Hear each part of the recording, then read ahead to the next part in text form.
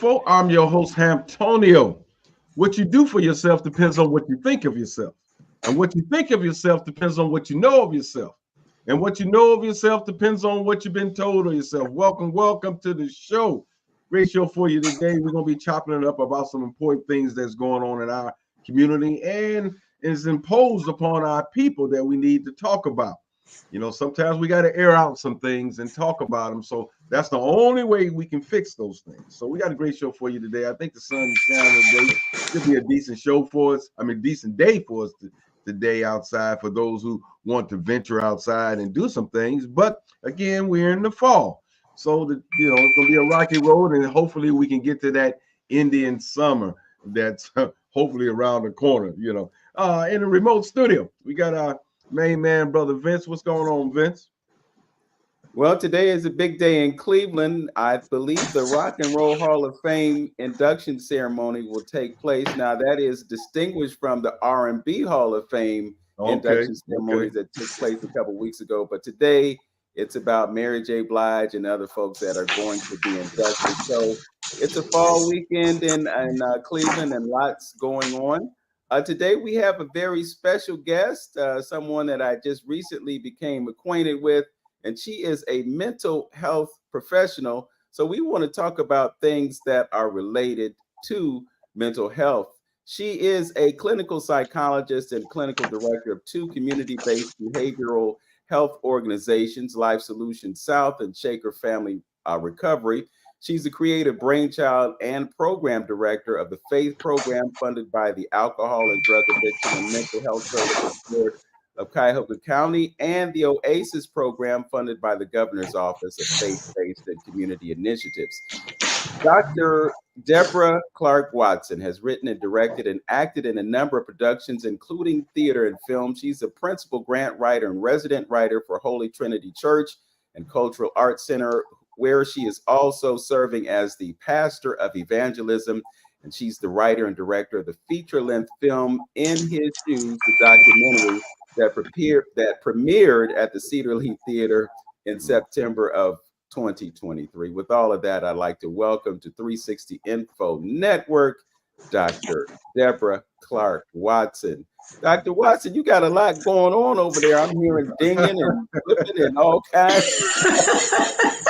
That isn't that the story of our lives, right? We always have a lot going on, but we still have to find ways to balance it all out and make it all happen. But I do want to say hello, Vince. Hello, Antonio. It's good to be a part of this show today.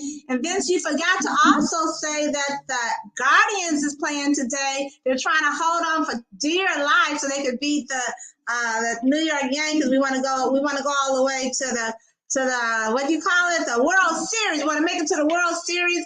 And I do believe that we can do all things through Christ who strengthens us, especially if we have a real good team.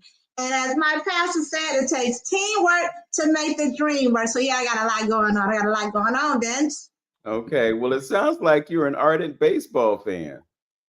Yes, I'm a baseball fan. I'm a football fan. I'm a basketball fan. But my favorite sport at this time is football. Football, okay. Well, I think we had that in common at one time. I'm not as much of a fan of football as I used to be. But today, what brings us together is this idea of mental health. And I think I want to kind of connect it to sports teams as well, because so much of the psychology of a city is connected to its sports teams. You talked about the New York Yankees, and they're world renowned for having won World Series. And actually, there's a prediction that it's going to be the Dodgers and the Yankees in the World Series. So let's hope that that doesn't come true for the benefit of the city, because if by some strange, weird happening, the Guardians become the World Series championships, you're going to see an excitement in the city like you saw in 2016. Absolutely. When the Cavaliers won the World Championship. So it's a really interesting topic, and hopefully we'll be able to get to that. But before we do, let's just talk about your credentials. You are Dr. Clark Watson. So give us some idea about your background as it relates to mental health. Okay, I'm going to give you all my credentials. So I am a master's level clinical psychologist. My PhD is in urban education from Cleveland State with specialization in higher education and public administration. I am a licensed, what we call an LPCCS. I'm a licensed professional clinical counselor with the supervision credential. And I'm a licensed independent chemical dependency counselor with the clinical supervision credential as well. So I'm at the highest level of credentialing for a counselor and for a chemical dependency counselor. Okay. I've been in the field for like almost 40 years, providing behavioral health management administration. I've served as executive director for Hitchcock Center for Women. I worked with the Target Cities program years ago when we were instituting central intake units throughout the city of Cleveland to make sure we find a way to refer and link clients to the appropriate treatment agencies. So I worked at just a number of places, Meredith Taylor. I've worked over the intake department, and I've kind of done my kind of tour of duty. I served as the clinical director of Community Action Against Addiction for 9 years, which is a medication-assisted treatment program on 55th. So a number of things. I've been quite busy. You know, a good friend of mine was once over at the Hitchcock Center. Her name is Simi Davis. Do you know I love Simi Davis. Yes, we worked at when she was working at the Adams Board, what called the 648 board. She was one of my colleagues. I love her. We still follow each other sometimes on Facebook, but absolutely wonderful person. I learned a lot under her as well. Okay, well, there's great news to report about the Hitchcock Center as well. I was at a groundbreaking a couple of months ago, and they're going to be building some new buildings over there. So you'll have extra space for those mothers and children that need what the Hitchcock Center does. So kudos to them on that. Yes, congratulations. It is so important to have that. Clients who go through their primary treatment, often the challenge is the environment that they're going to be returning to. So we just really need to continue to build that continuity of care, the primary, the transitional, and just make sure the environment that they're returning to is also conducive and sort of supportive of the recovery. And recovery is not in isolation. It does involve the whole family. And if you don't have a family, you need to at least have a church. So when I talk about, I am a faith-based psychologist. I think healing and recovery cannot really happen unless there's a connection with a higher power, who I call God, who I call Jesus, but others, we have to find a way to submit ourselves under someone's care. And that is the best way to receive help is if you put yourself under someone's care. The same for me, any of us, you, Vince and Antonio, we're under someone's care, and we want to make sure we submit to that, but also put ourselves in the position to be the caretaker for someone to be under our care, and we want to do that responsibly. So let's talk about the first step, because first, the person has to realize that they have an issue that needs to be dealt with. And then secondly, they have to decide, I need help, and they need to go get help. Can you talk about that whole aspect of mental health and why it's so important to take that first step? So taking that first step, first of all, is very, very important. And yes, it's going to be hard to get help unless you recognize that you do need help. And then you have to really have muster some courage to place yourself under someone's care to say, yes, I need this help and I will be helped. And I need the help. Even as those who work through recovery, that first step is we admitted that we were powerless over drugs and alcohol, and then our lives has become unmanageable. So there are some situations where we find ourselves in trauma, other issues, and we just can't handle it. We have to say, well, I give up, Lord. I need some help. I need some help. And then you got to pick up that phone and make that phone call. Now, making that phone call takes a lot of courage, and so it's important for caregivers and organizations and treatment centers that to make that first phone call as easy as possible. When someone calls that agency, first of all, someone has to pick up the phone and be inviting for that person. Don't turn them off. Don't say, I'll be with you when I can be with you, and etc. Because it takes a lot of courage to make that first call. So the person who picks up, hello, how you doing? Welcome. What can I do to help you? That's going to help connect that I need help to the helper. We got to connect those two things together. So we have to make sure we're user friendly. Our organizations needs to be user friendly. Churches, user friendly, because once again, it takes a lot of courage to step up and say, I need help. Pick up the phone. Please help me. Please don't embarrass me. Please don't add more shame to me. Please don't turn me off. Please don't turn me away. Or they may go deeper into whatever they find themselves into if that first phone call is not a good handoff. Yes. I have to ask this question, and it's purely anecdotal because I have no statistical basis for this. But I've noticed over the past maybe 5 years or so that people are more willing to disclose that they're in therapy. For a long time, it seemed as though there was a stigma connected to the whole issue of mental health, and nobody would want to ever admit that they were in counseling or that they needed counseling. From your perspective as a professional, are you seeing more people being involved in it and being willing to participate in counseling and mental health therapy? Yes, and I'm going to be transparent with you and all of the listening audience. My daughter Jessica, who's a very sharp lady, sometimes she would tell me, Mother, you need a therapist yourself. You need someone to talk to professionally at times, because there's a lot of things that I'm dealing with, and some pivotal decisions that I'm trying to make. Yes, and she'll say, well, just go on. There's Black therapy, girl therapy. So there is more access to services. There is a reduction of some of that stigma. So it's almost like this one of those.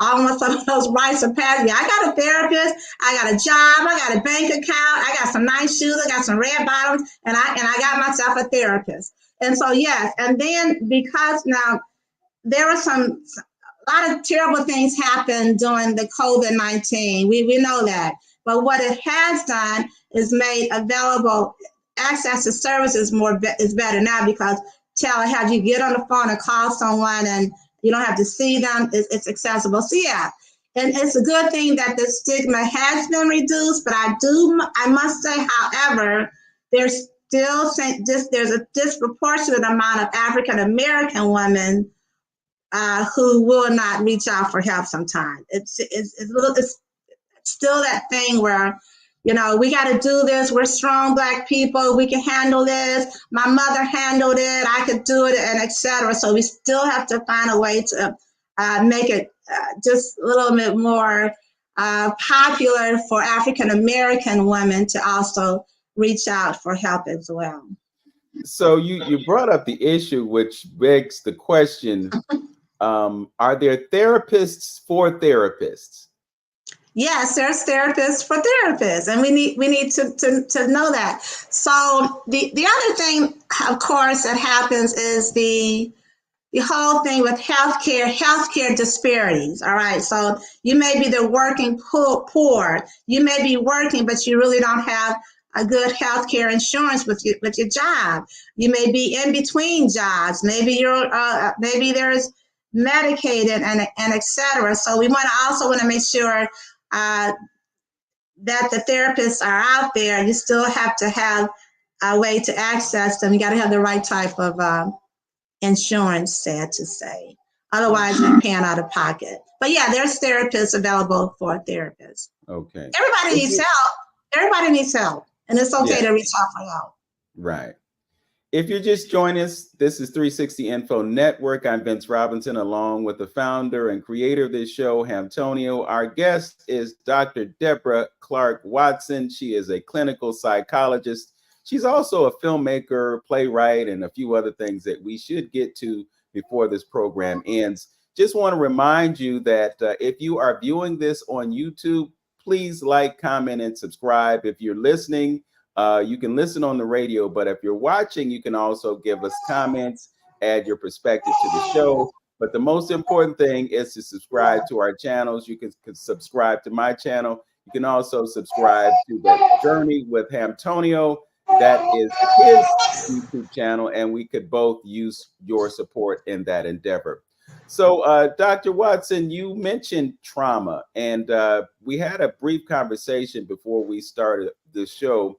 I wanted to talk to you about the impact of trauma on our lives and talk about generational trauma that is handed down to us through our genetics. They call it epigenetic memory. And of course, some of us are descended from people who were transported across the ocean and endured the enslavement process and everything that came out of that.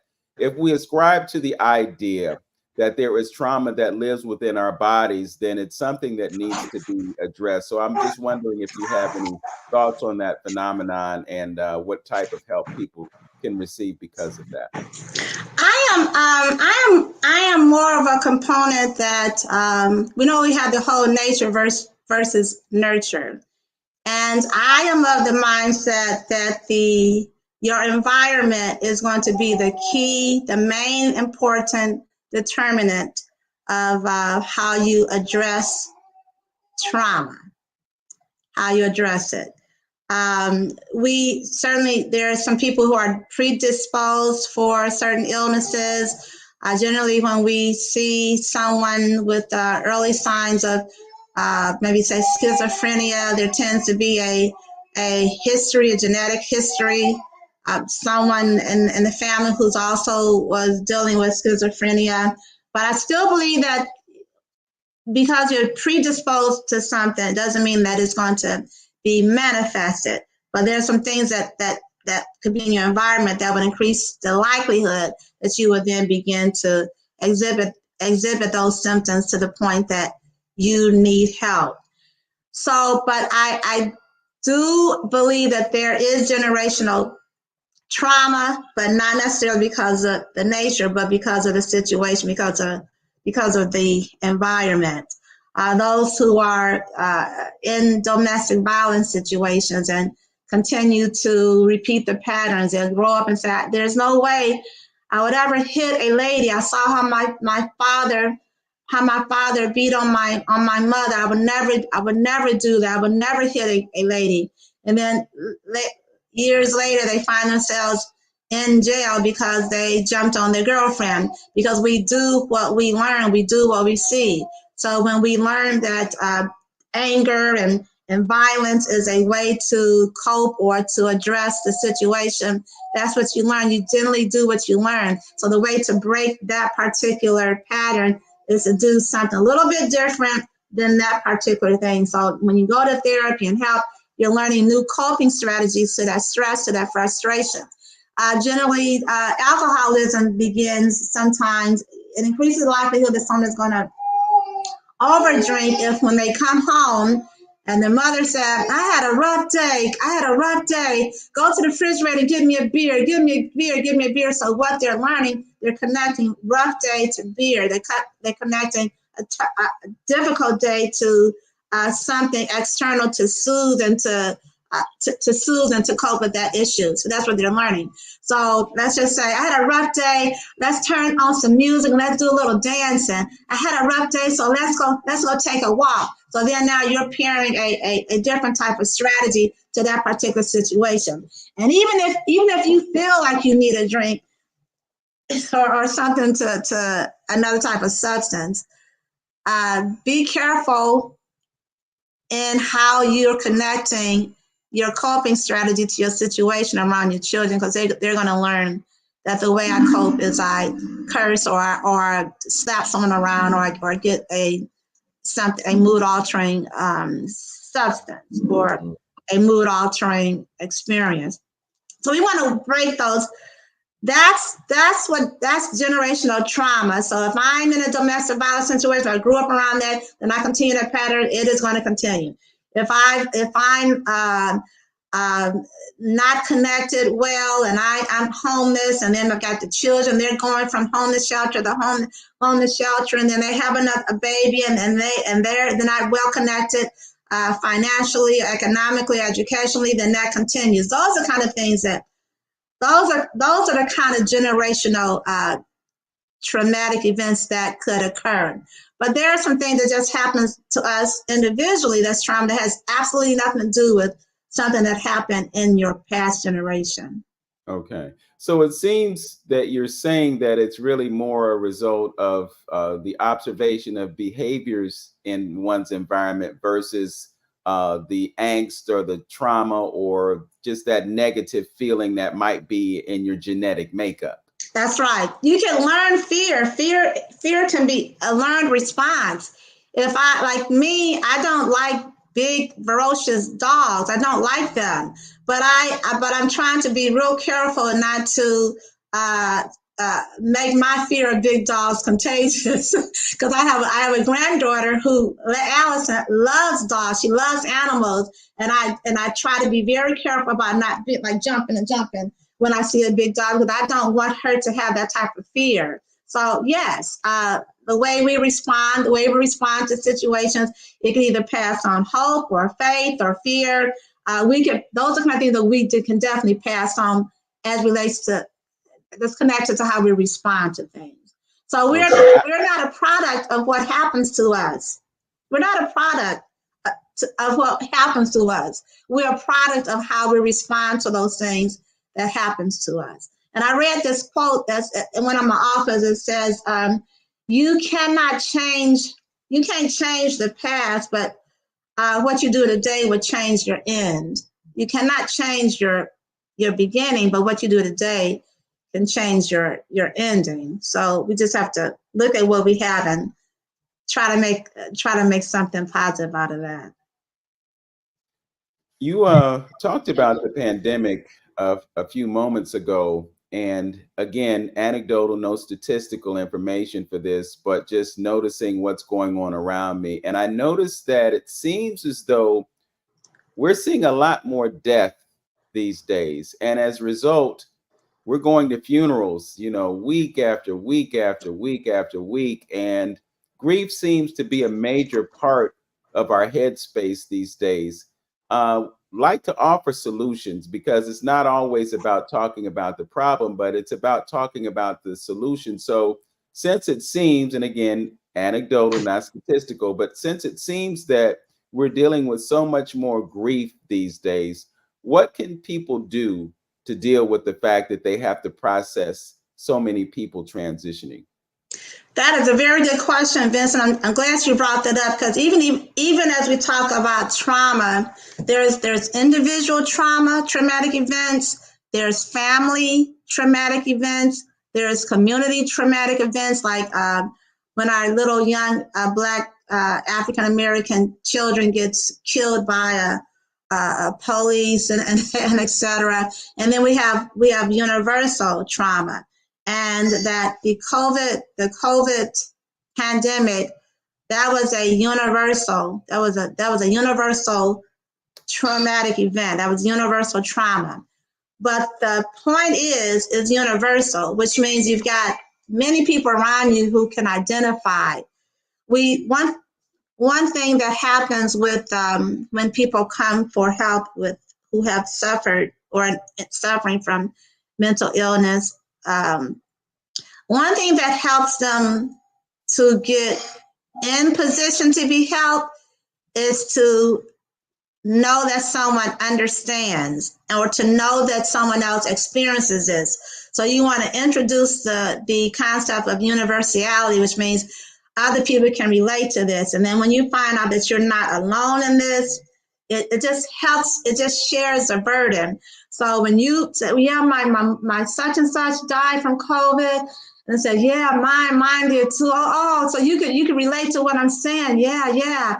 And I'm going to this funeral. It's like, yes, I am too. I went to one too. You know, are you going to the wake? Are you going to, what are y'all cooking? So you kind of join in with those conversations, and then you say, hey, I thought I was alone in this, but I'm really not alone.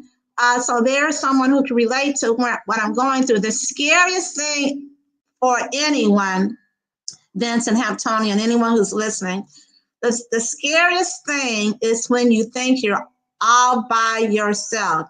And there was one message that I did a couple of years ago at a state convention with women, and my topic was I see you. And when we go around and kind of had some of the audience look at each other and say, I see you. And I wanted them to understand or get the concept that you're not alone, that God sees you and that I see you. And even though that you may be smiling, you may be over there by yourself, but I see you. And so that reduces that sense of loneliness, that sense of isolation. And so those who are listening, I want you to know that someone sees you. I see you. Vince does this show. Antonio does this show, 360 info, to let you know that there's help available, that someone can relate to what you're going through, and you are not alone. And you can pick up that phone and call someone and say, I'm having a concern. Can anybody hear me? Can anybody see me? And there's some people that's right on the front line saying, yes, I see you. And what can I do to help you? You know, you bring up that whole idea of being seen, and it just brings to mind what happens with a lot of young people. For instance, you could have a family where there's one person that's an overperformer and there's another one that's an underperformer. And the one that's the overperformer is the one who's getting seen, and then the one that's the underperformer, for whatever reason, they decide to do things so that they could be seen, and it's called acting out. And usually the things that they do so that they could be seen are negative things. Could you talk a little bit about that dynamic and perhaps offer some suggestions to help that person who's having issues with not feeling as though they're being seen? I do want to talk about, that's good. And I'm going to talk about the birth order for a moment. You have things called the first child, the middle, and the young child. And you have different roles that sometimes those family members would take on. Usually that the oldest child becomes the family hero. Because they got this leadership, they know they can help some things, help the younger children with that. You got the middle child, and you got the youngest child. Usually that oldest child, they've got more responsibility. They get a little bit more respect. They get to go to bed a little later. They got the little curfew, extra privileges. And then the baby gets that extra tingle. They're the baby. They'll always be the baby. They'll be the baby, so they can get away with some things. But it's that middle child. Wait a minute, I don't have a special. I'm not the oldest. I'm not the youngest. What do I need to do? Can I get some attention here? So it is very important that parents kind of make sure all the children feels seen and heard. And it is again, seen and heard. So it's very important to see what you're doing to provide positive reinforcement. That behavior that gets the most attention, it increases the likelihood that behavior is going to continue. So what I tell those who I provide supervision to or others, you want to catch them doing something right. Talk to the parents about catch the child doing something right. So you want to, if your children is playing peaceably or sharing, I like how you're doing. I like how you just shared with your brother. I like how you gave your sister some of your milk. So as opposed to what are you doing? You're running around here. What you're giving attention to that. So give attention to the behavior that you want to continue, and that would increase the likelihood that behavior will continue. But yes, people do acting out. They don't know that they really don't know that they're doing that. It's just there's something inside of us that want to be seen. We want to be heard. We want to be recognized. We want to be loved. And that's the way God made us. He just made, that's the way he made us. We're made in his image. We want to be seen. God wants to be seen and glorified and recognized and respected. And that's in us. So when you're not seeing someone, you're not recognizing their value, you're devaluing them, you're putting them down, you're putting negative predictions on them. Then you have that term, and I know, Vince, you know what I'm talking about, that self-fulfilling prophecy. So if you want to do a self-fulfilling prophecy, go around and tell your children, you're great, you're a king, you're a queen, you're the future president, you'll be the next African-American female president. You know, Kamala Harris will be the first one, but you can be the second one. You want to put those things in it.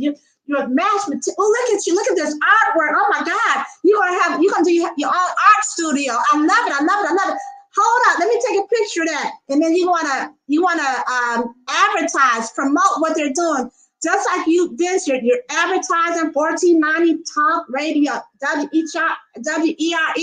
You're promoting that, you're advertising. So when the kids bring home a B, oh my God, you brought home a B. Last week you had a C, you got a B. Let me put that on the refrigerator. I don't care how, if there's no more room in the refrigerator, put it on the door, put it on the window, advertise, promote what kids are doing, what people are doing when they do something good. Give positive recognition, affirmation to that. I probably over-talked on that point. I'm sorry, it just gets me pumped up. Because people are going to rise to your level of expectation. You expect them to be kings and queens and be a good listener, and you show them how to do that, they're going to rise to that. If you expect them to be, you ain't going to be, no, you're not going to be good. Don't try to do, just stay where you are. Don't be trying to go to college. Just go somewhere else, blah, blah, blah. Not that college is the only answer, but you want to raise your expectations of them. And my daughter, Carlisha Byers, she's the principal of Whitney Young School, and she has a lot of high expectations for her students, and so they're doing real well. My son, he's Pastor Jason Clark. He's a youth pastor. He has high expectations. You need to be good. Do your work, do your homework, listen to your mom, come to church, do your Bible study, and you're going to rise to that level of expectation.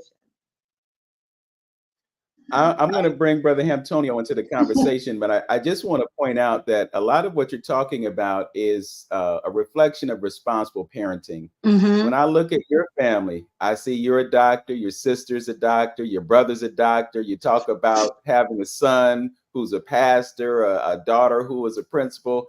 Obviously, your parents did something to motivate you all to succeed in life, and it worked. So there's so much that we could say about that. A lot of it is just tied to how we observe and I guess participate in cultural awareness. It's so important that we know who we are and what we're supposed to do. And I think that's one of the things that breeds success. So you're absolutely right. Brother Antonio, you've been listening intently. I just wondered if there might be some questions or some observations that you might want to offer. Well, good. It seems like, again, to me, I know in this particular field of study, and I think as far as this country is concerned, we're starting to learn more and more about mental health and even our physiology, how things are. I think some of the things that you were alluding to, Brother Vince, with epigenetics, I think that's kind of a new field of study that, is taking, I think, this whole mental health or trauma thing to another level of understanding, because when it all boils down to, and what we're trying to do on this show is to bring good information to help our people, and there's definitely some things that we need to talk about and to gain resources in. So, just like as far as the medical industry is concerned, in the last 15 years, there's been a lot more talk about stress and how stress affects the body, and how, physically, what stress can do to the body. We get out several times on the show, we talk about how emotions affect different parts of the body. I mean, you know, as far as health wise is concerned, carrying fear, carrying anger, you know, those things like that, how it affects the body. And then now, you know, there's several videos out there that talk about cells in the body, on how actually cells carry memory, you know, and because, you know, there's a small peak of that when they talk about people who had organs transplants that also take on traits and personalities of the donor, you know what I mean? And so I think there's a lot to be said and still to be discovered on right there. So with me, I always like try to take it, how can I help our people, what's going on, and why we act out the way we do, because we would know during the course of slavery, Black folks didn't lay on nobody's a couch. You know what I mean? That's something that Dr. Amos Wilson said, a psychologist. He talks about, just imagine how the slave felt being well, just Black folks being, because we was brought into slavery, we weren't slaves. So, let me correct that. But how it was taken from your land amongst a strange people, fed strange food, a different type of religion, having you to do things that is uncustomary to your culture, customs, and having you lay down with your mama, being separated and all that. He said that's almost like space travel, being shocked into a whole nother realm of existence. And the question is, with epigenetics and things like that, what you were trying to allude to, Vince, how does that affect a group of people going forward? And it takes me to a study that recently came across that talks about the rat study, you know, where they put the rat in and I would see how you what you think about this, Dr. Watson. They put a bunch of rats in the cage, and they had the entrance exit was lined with electrical shock. So every time the mice would try to get out, they would get shocked. So apparently after a while, they stopped trying to do it. But the strange thing is, when those mice had babies and they took those mice and put them in another cage with the same kind of setup, they didn't venture at all to that particular entrance exit where the shock took place.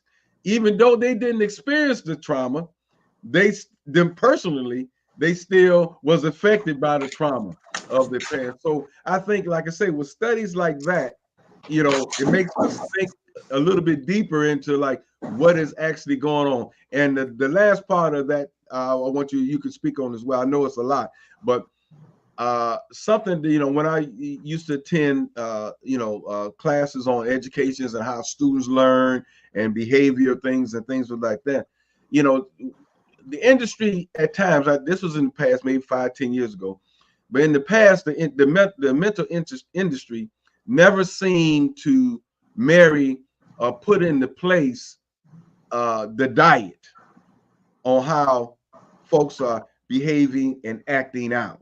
You know what I mean? I know we tend to talk about, hey, you know, he's not attentive or this, that, and other, because, you know, that's what, you know, the lunches and malnutrition and things like that.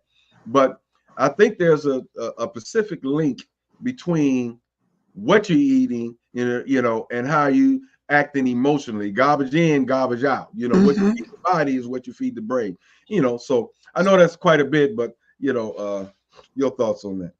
Yeah, and if I could add to that, because I think it's another part of the question. You know, we talked about behavioral influences based on what we observe in our environment, but there are also poisons in our environment. They talk about lead and its impact on the psychology of our children. So if you could respond.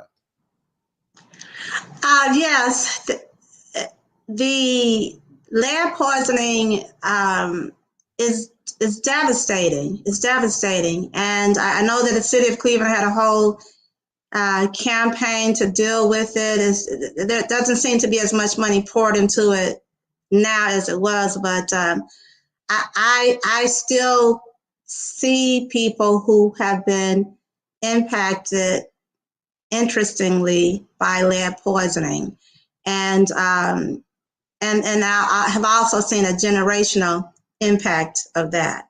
Just I've seen that personally. But yeah, it all impacts. I think racism is a number one, is a key stressor. Racism and injustice is a key factor in trauma and how we respond to different things, how we respond to stimuli. And Antonia, I'm aware of that particular study, which is the learned behavior, the learned fear. I can even imagine that for children, if they see a KKK hood all in white, there's a innate fear about that. They may not even understand why that's so frightening, because I could see that there's a possibility that there's some fears and trauma that passes on.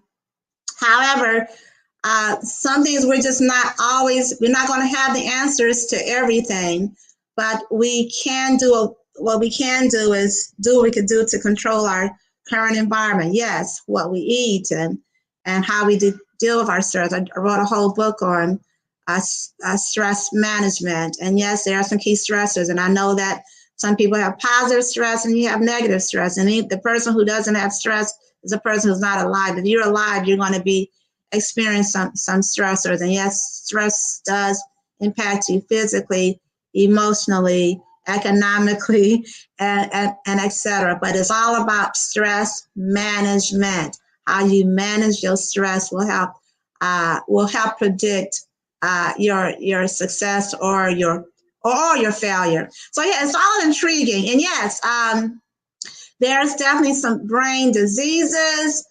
There's some cellular malfunctioning, just like physical illnesses. There are total specific brain disorders, that's physiologically brain disorders, which is why it is important for the medication-assisted treatment.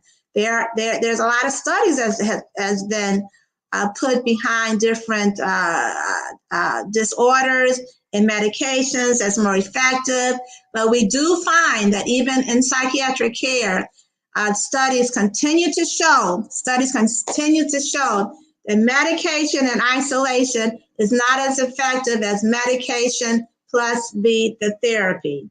The medication plus the talking, the medication plus the counseling, that increases the likelihood that you're going to do better. And when you do those things and pair some of those things, it does change some of this cellular, what's happening cellular, or how it's manifested in different systems in your body. Systems. You can change things that happen, the way you think, the way you behave, the way you talk. That can actually change some things that's going on inside and set up some new patterns.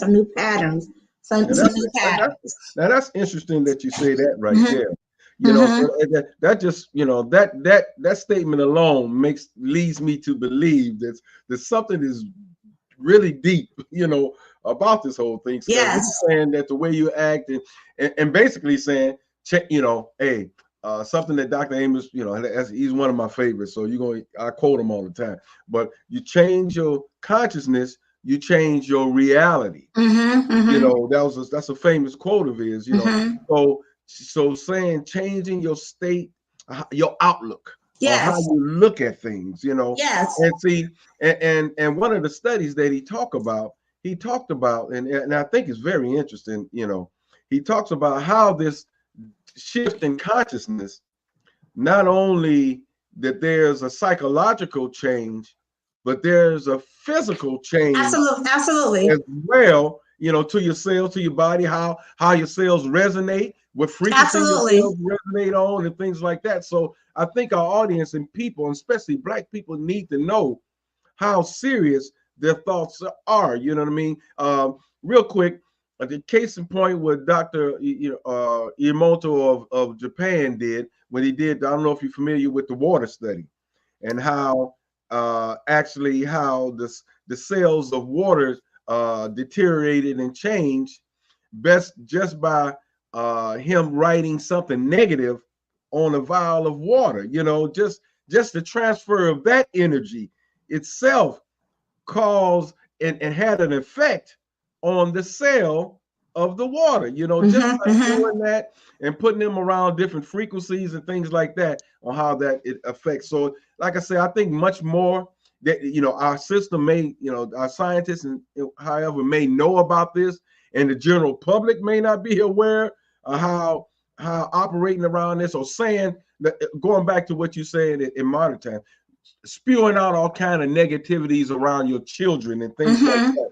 Or that gets into their system, and that impacts that. It impacts that. If you're telling me that I'm stupid, then of course I'm going to go to school and I'm going to struggle with that. I'm stupid, so of course I can't learn this. Of course I can't learn this. Yes. Let me say that. What about, and this is something that our European community is having an issue with when we're talking about critical race theory, that their kids may feel ashamed by knowing the truth on how this country was developed. But what about all that impact of what our children been seeing and the negative? We were slaves. We, you know, rarely talk about anything positive in the neighborhood, Africa and things. How does that affect the individual psychologically? It impacts us in a significant way. Now we can't run from the truth, because we were brought over here. We did become slaves when we got here.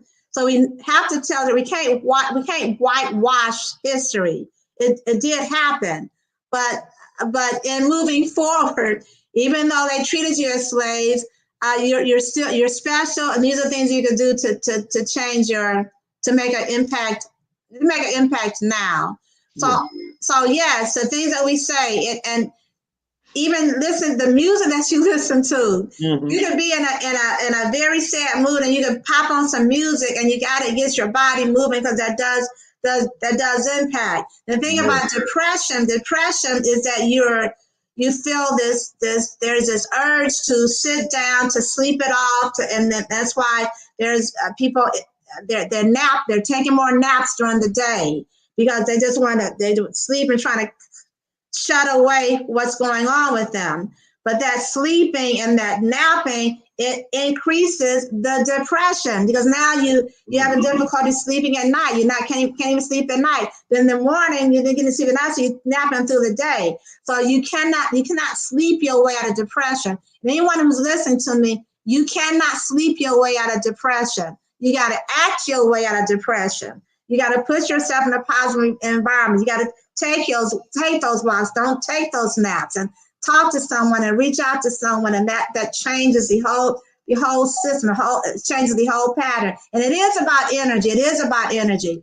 So if you got negative energy, you're going to have a negative day. If you got a positive energy, so what you say, I'm going to have a good day. This is going to be a good day. Yeah, I got to have some struggles, but I'm going to reach out to someone. My pastor is there. My pastor, Dr. Andrew Clark. I can call him. I can call my sisters up. I can call Dr. Jacobs up. I can call my sister up. So you got some things in your tool. And so mental health, period. You want to look at what you have, what's your tools. If you need some more tools, get some more tools, some more people to call, some more things to do, some better music, eating better, watching your habit, and watching what you eat and what you put into your system. And so when you're feeding yourself, feeding the food, then you also want to know what you're feeding your thoughts, what you're feeding your minds. I could do this. It's going to be a good day. This is going to be a better day than yesterday. I'm great. I'm powerful. I could do this thing. And you really have to speak it out. And when I'm providing therapy, you have to speak this out and say, I am a positive person. I am a strong person. I am brave. I am courageous. This can be a good day. It's going to be a good day. Speak it out. Speak out 3 things you like about yourself. I'm positive. I'm cute.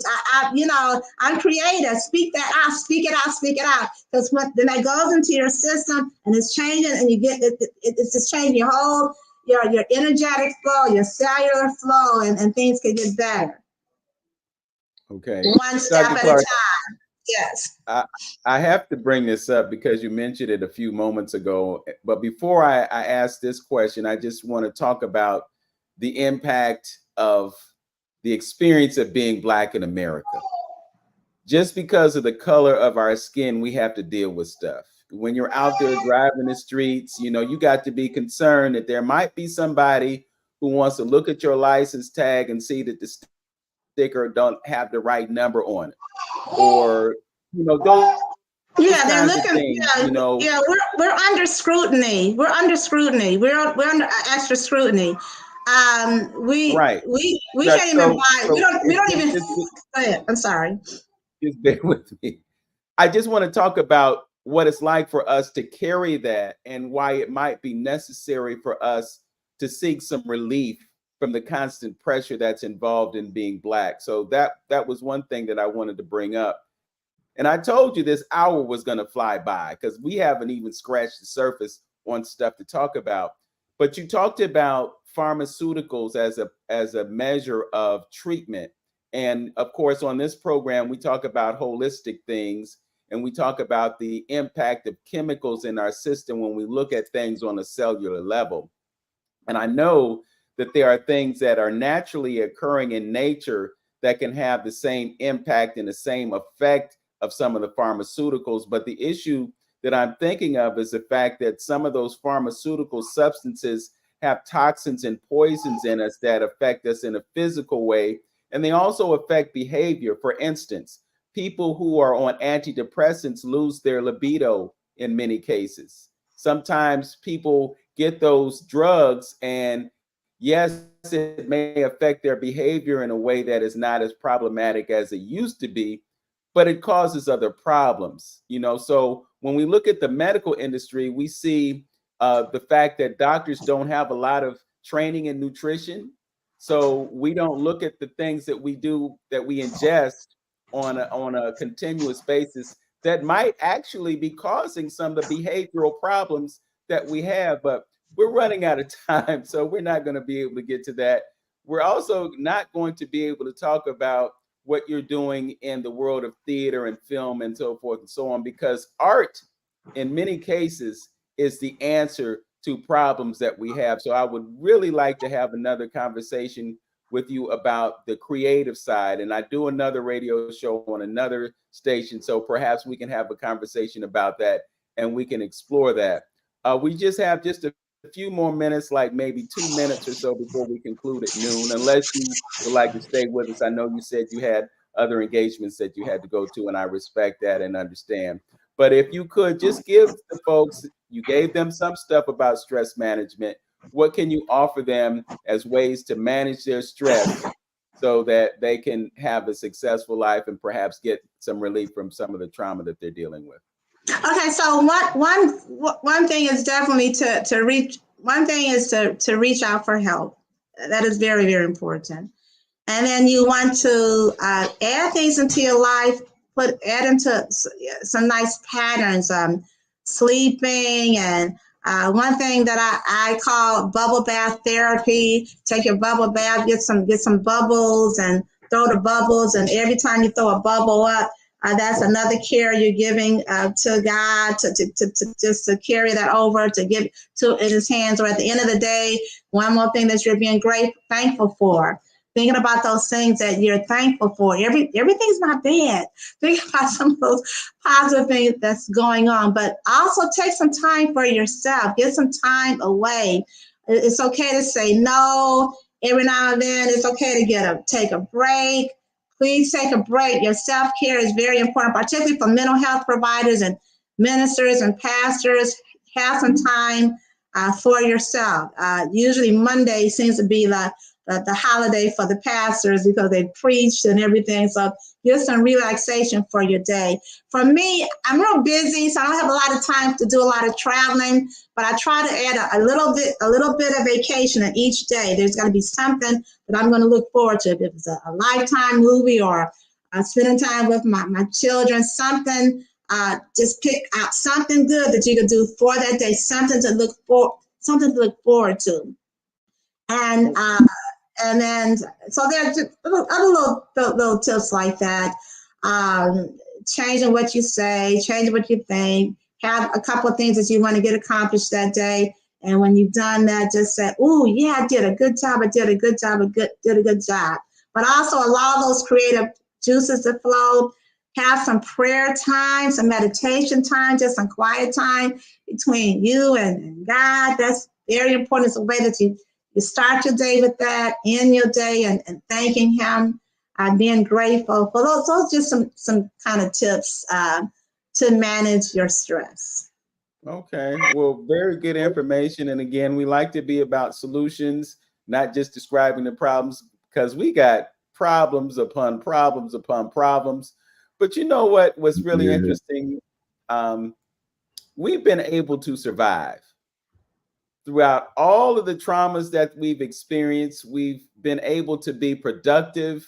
I mean, we're responsible for so many inventions. This country would not be the country that it is without the things that we have contributed, including the internet that we're on, including the GPS that we use to get from here to there. You know, just so many different things. Refrigerator that we have our food stored in cold, all of that stuff is because of us and because of our connection with the Creator. So I'm going to leave it there. Absolutely. Yes.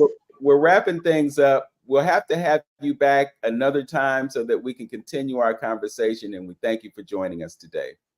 All right. Thank you for having me, and have a good day, everybody. All right. Brother Antonio, we just have literally 25 seconds. Let's have a great day. And hopefully you learned something today, and really be careful of what you say and who you say it around. Okay. With that said, we'd like to thank our engineer, Tone Harley, for making this all possible. Thanks, Dr. Clark, for joining us. And thank you for listening and watching. As always, know yourself, love yourself, be yourself, make today your best day. Peace. Peace. Peace.